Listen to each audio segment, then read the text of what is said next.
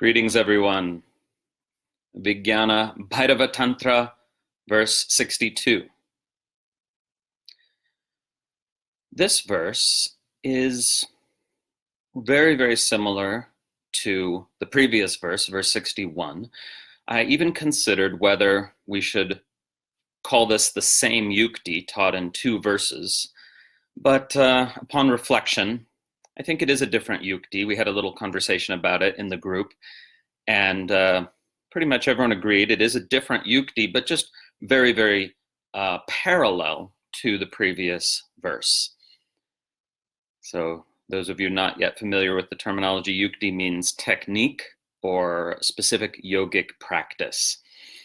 So in the previous verse, 61, we were advised to notice the spaces between thoughts or cognitions, or the spaces between different trains of thought.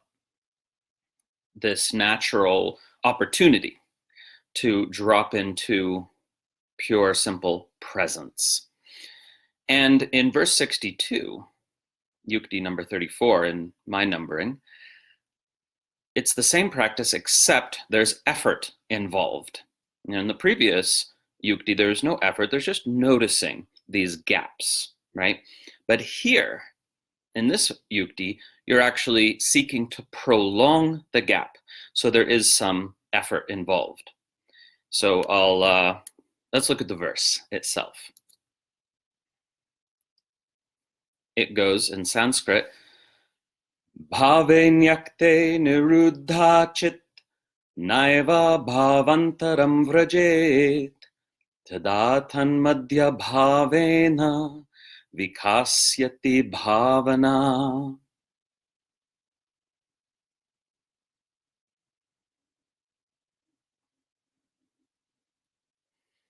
Very small error in my pronunciation just there, so let's do it again. You can chant along with me if you like. Bhāve nyakte niruddhā chitta naiva bhāvāntaraṃ vrajet tadā tan-madhya-bhāvena vikasatyatibhāvanā. When any mental emotional state or mood has been released, let awareness be checked. Do not move on to another bhava right away. Then, through the felt sense of one's own center, a deeper contemplation of one's essence nature expands and blossoms. So this verse and the previous verse both are all about the word bhava, where bhava is not translatable into English because it means a mental emotional state or mood. But in some contexts, the same word just as commonly means any entity, any being, any object even. I mean, it's a very, very broad word. So in terms of when bhava is being used for external reality, it refers to any entity. And when bhava is being used for internal reality, it refers to any mental emotional state or mood. So you can see how there simply isn't an English word that corresponds to this Sanskrit term, not at all. And that's why sometimes, we need to learn some Sanskrit vocabulary, right? Because to understand the teachings of a given tradition, you need to know at least a little bit of the language that tradition articulates itself in, because that profoundly orients you to the way of seeing reality that's embedded in that language. So not to say you need to learn Sanskrit, not at all, but just a little Sanskrit vocabulary helps you understand where these teachings are coming from in terms of the fundamental worldview that informs them. So I've given the example before that chitta means the locus of both thought and emotion. So we can't really translate chitta as mind, because in the West we have a false dichotomy between thoughts in the mind, feelings in the heart. But chitta is the locus of thought and feeling. So how do we translate it? I translate it as heart-mind, oftentimes, which can confuse people a little bit. But it's safest to say there simply isn't an English translation exactly for chitta, and even more so for bhava. And here in this verse 62, we see the author playing with words, doing a little word play. As one great scholar referred to it, Shiva's language game is actually a kind of fundamental piece or a pedagogical strategy within the tradition. So again, having a little bit of Sanskrit is helpful. But you can see what I mean because I've put the words there in brackets, So let's look at the verse again. When any bhava, when any mental emotional state has been released, let awareness be checked. Do not move on to another bhava. Of course, it's inevitable that you move on to another bhava. So I said in brackets, don't move on right away. Don't move on too soon, right? So what does it mean when any bhava has been released? Well, that part is involuntary. The verb might imply that it's voluntary, but it's not really. The consciousness immerses in a particular bhava, a particular thought or mood or emotional state, or a combination of those. And then at some point, it's just naturally released, right? I mean, if you cling to it, then that point of release can be delayed, but not so very long. It's just natural. The natural act of consciousness, according to this tradition, is to contract and expand and contract and expand, where contraction, I'm not using the word in the derogatory sense that you often hear in spiritual circles, where to be contracted is to be in a sort of bad place or something like that. Not at all. Contraction here simply means that awareness from the sphere of absolute potential or infinite possibilities contracts into a particular state, particular bhava, and experiences that state. And then it naturally wants to release that again and open out. And then there's that space that we're talking about, that madhya, that space between, where you can experience your infinite nature. Most people don't, because this is only a split second and they don't know how to go into it or investigate it or fully experience it, right? But the opportunity to experience your infinite nature comes hundreds of times in a day. It's just that we tend to steamroll right through those moments, or what would be the expression? Railroad, ramrod, one of those things. So here, the bhava gets released, okay?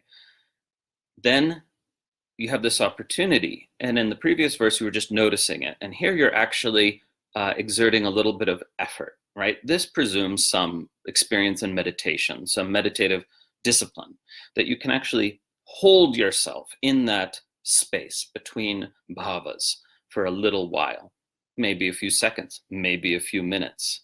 Doesn't really matter. We shouldn't measure success in terms of quantity of time, right? That's just an idea. So let awareness be checked. Niruddhā chit. We would expect the word mind here rather than awareness. And I think the only reason we don't have the word mind is for the meter, right? The poet has to fit the teaching into exactly 32 syllables in 4 quadrants of 8 syllables each. So, sometimes there's a little bit of fudging, right? Because it's not awareness that can be checked or needs to be checked. Not chit, but chitta. And this is actually fairly common, where when scholars get together and read the Sanskrit, we'll sometimes use the term, metra causa, meaning for the meter, just to fit it in that number of syllables. The poet has, or the author has used the word chit instead of chitta. When any mental, emotional state or mood has been released, let awareness be checked. Do not move on to another bhava. Naiva, bhāvāntaraṃ vrajet. Then, tadā, through the felt sense of one's center. Tadā, tan-madhya-bhāvena. A deeper contemplation, atibhāvanā, of one's essence nature expands and blossoms, vikasatyatibhāvanā. So notice again how the poet is using the word bhava in these multiple ways, because in the second half of the verse, we have through a bhava, here a felt sense of one's center.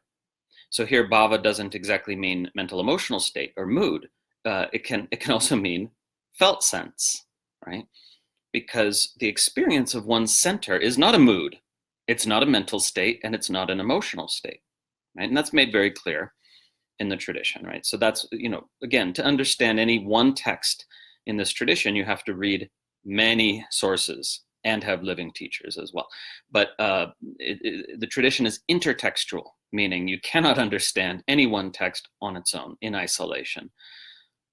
So I say that here because of this important teaching that the experience of one's center, or the felt sense of one's center, is not a mood or a mental state or an emotional state. So here I translate bhava as felt sense. So then, through the felt sense of one's center, a deeper contemplation expands and blossoms. This is the key. That the center, from the point of view of the conditioned mind, is like this tiny window, this tiny interstice between two kind of mental emotional states. But when you go into it, it expands. And if you can fully enter into that center, it expands and fills the whole universe. I mean, it fills the whole of consciousness, and this is the fascinating thing, right? Because when we talk about expansion and contraction, every expansion is a contraction of its inverse, and every contraction is an expansion of its inverse. So in other words, when we contract into a specific mental emotional state, that's also the expansion of the mind, or the heart mind, to fill more of the space of consciousness, if you see what I mean. And by the same token, we can enter into this tiny space in between cognitions, and then it expands and fills more of consciousness, right? So the field of consciousness is one and eternal, right? And yet is constantly fluxing through these oscillations of expansion and contraction. And recently, fairly recently in the Tantric Yoga Now Facebook group, we had one or two traditional Vedantins sort of debating this point. And I thought that was quite interesting because there's not so many really traditional Vedantins around these days who actually say, no, there is no expansion, there's no contraction, there's no oscillation, none of that is real. But there are some, and that exactly is the debate in the classical pre-modern tradition, where Vedantin said consciousness has no shakti. It doesn't do anything. It is just pure static being. And Tantra says, no, consciousness is inherently dynamic. It actually oscillates through these pulsations of expansion and contraction, right? So the point is, this corresponds, I would argue, it corresponds better to our direct experience of things. That even though there's one field of consciousness that has an unchanging aspect, right? Within that field, various modalities of experience expand and contract. So, and this verse is addressing exactly that, and you can experience it for yourself, and doubtless you have, where this way of describing, and of course the words are always at least a little bit metaphorical. Words can't literally capture this, but still, this idea of going into this space between that seems like a tiny space, and then experiencing that space expand and become everything, right? And here we're talking about, again, the space of pure being, awareness, presence, not particularized, not contracted, right? Now, of course, you can say there's always the contraction of the body. Well, sometimes in meditation, even that goes away.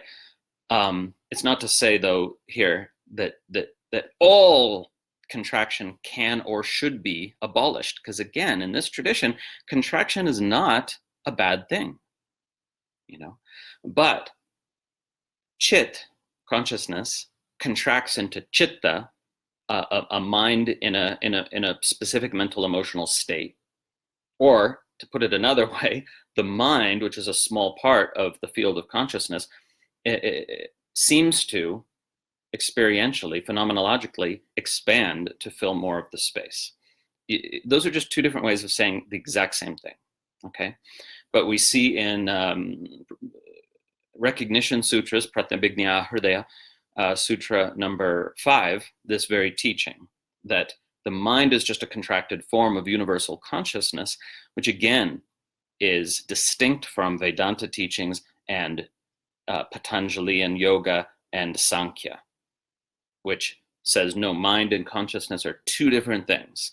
Tantra says, no, consciousness is a dynamic process that contracts into the mind, that the mind is a contracted form of universal consciousness, and therefore it is an expression of the divine, and therefore our thoughts and emotions do not need to and should not be demonized.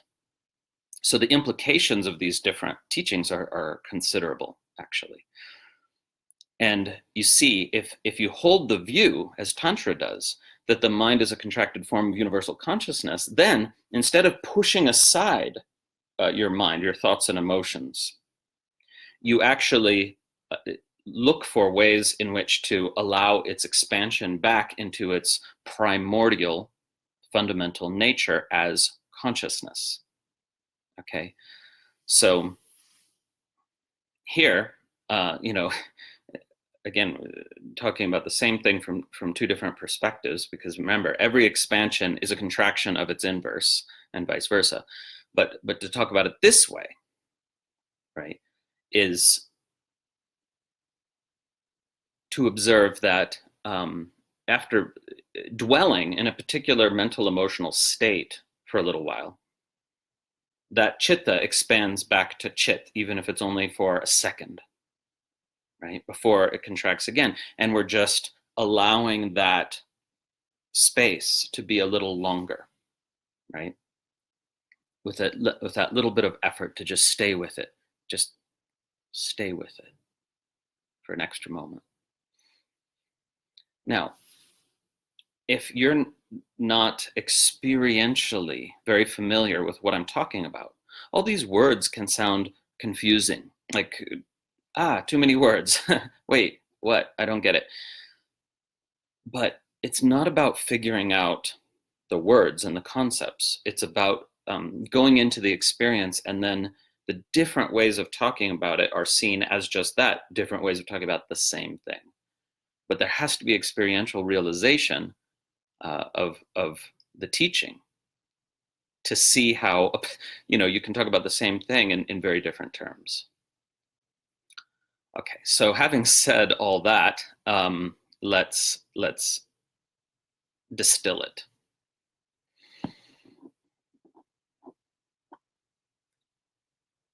Very simple. Just notice these moments where one mental emotional state is released. And there's this space, this opening, this wordless presence.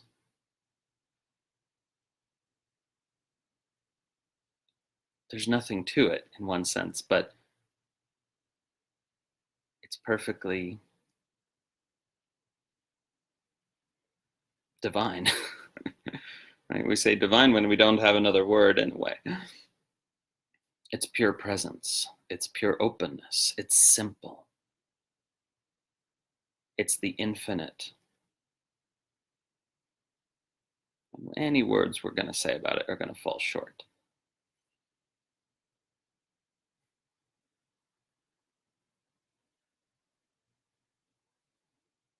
But the verse invites us to notice that there is a conditioned compulsion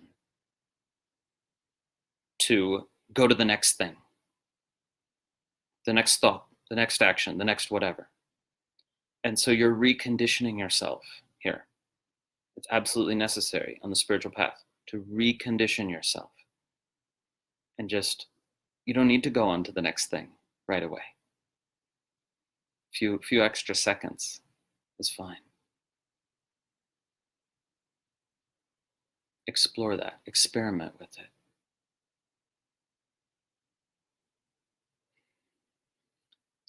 So in the comments, one of the students who's a yoga teacher says, this kept happening spontaneously to me as I was teaching today. I believe talking about a yoga class. It was wonderful, but I felt I had to contract back to speak. Yes, you do. And yet there's also this other opportunity, right? There you experience the spontaneous expansion into nothingness being presence, which, since it's wordless, it's difficult to speak from that place, right? And yet, notice, if you are trying to sort of stick to your plan, right, that involves a little bit more contraction, right? So, oh yes, I have to say this now. I have to cue the next pose in the sequence that I planned. That's totally fine. Remember, not using the word contraction in a negative sense. You know, that's wrong thinking. But also there's this opportunity. Let's just see what happens if I allow spontaneous expression from that place of pure openness, right? And we get a little bit nervous about that, like, ooh, I might say anything, God knows. And of course, you know, it's like you're teaching a yoga class. People are there for this postural, physical version of yoga. And yet, maybe, just maybe, in the middle of your sequence, you invite them to drop into their presence. You know, just to pause in the sequence and fully feel their own body and feel their own presence. Who knows? Anyway, it's just that in those spaces, my point is, in the space between bhavas or in between concepts, there's tremendous opportunity, right? And you can just sort of go back to your original plan. Nothing wrong with that at all. Or you can also see, oh, well, what happens if I just allow spontaneous expression? You know, who knows? It's worth a try. Okay. So I guess that's it for now. Well, just to return to the verse for 1 second. Then we get this word atibhāvanā, which is not even really a word. The author is sort of coining a new term here, because we have bhavana, which is contemplation or meditation, right? And then ati is a prefix that intensifies or elevates whatever it's prefixed to. So the author sort of coins a term here, atibhāvanā, this deeper or higher contemplation, but also, you know, wanting to connect to that word bhava and then take it deeper, you know, through a felt sense, bhava, of one's center, a deeper contemplation, and atibhāvanā expands and blossoms, vikasati, so related to this word vikasa, expansion or blossoming or opening out or unfolding. So this is what it's all about. Let that atibhāvanā, that deeper contemplation of the fundamental reality of your being, expand, open out, let it blossom. Right? We are conditioned to not let it blossom. We're conditioned to stick to our plan or stay within our conceptual understanding. And sometimes that's exactly the right, but just see what happens. Allowing this deeper contemplation of our fundamental being to expand in any given moment. Om.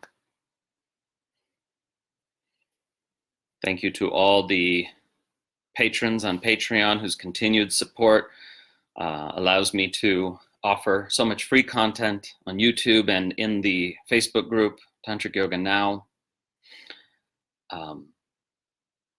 So grateful for this community, for all of you.